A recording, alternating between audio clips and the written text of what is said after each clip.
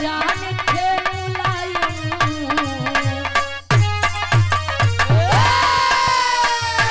अरे रे मेरे जान के मुलायम, देश के साथ मुलायम, स्वागत है भैया अखिलेश का।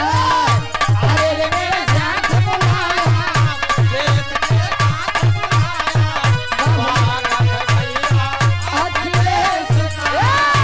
अरे रे मेरे जान के मुलायम, जियो स्वागत है भैया अखिलेश का। और पुनः हौसला बढ़ाया गया धर्म क्या बड़े भैया जी। ये विराट साउंड महाराजपुर से भैया जी के द्वारा पुनः हजारों हजार रुपए देकर सम्मान किए। आशीर्वाद की इच्छा रहेगी। 100 में सबके नमस्ते प्रणाम स्वीकार होता है। कृष्ण कहूँ राम आपको, कृष्ण कहूँ राम आपको, पूजती हूँ मैं सुबह शाम आपको। अरे रे मेरे जान के मुलायम, देश के साथ मुलायम, स्वागत है भैया अखिलेश का। अरे रे मेरे जान के मुलायम, देश के साथ मुलायम, स्वागत है भैया अखिलेश का। बोल साइकिल जिंदाबाद। काहे सुने गाँव बजाओ में कोनो गलती कसूर हो तो आप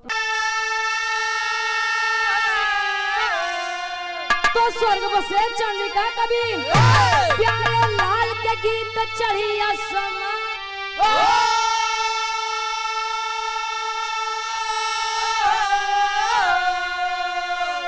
अरे पौरुष के 16 पानी न होई, तरुचि गया कभी बिरहा में चली रवानी। पौरुष के 16 पानी न होई,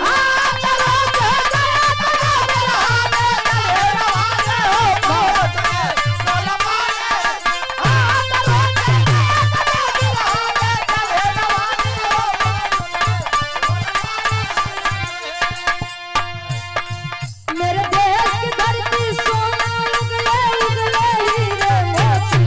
मेरे देश की धरती, मेरे देश की धरती सोना उगले उगले हीरे मोती। मेरे देश की धरती, मेरे देश की धरती सोना उगले उगले हीरे मोती। मेरे देश की धरती। और दही दूध खोवा पनीर के आप थोक विक्रेता है आप।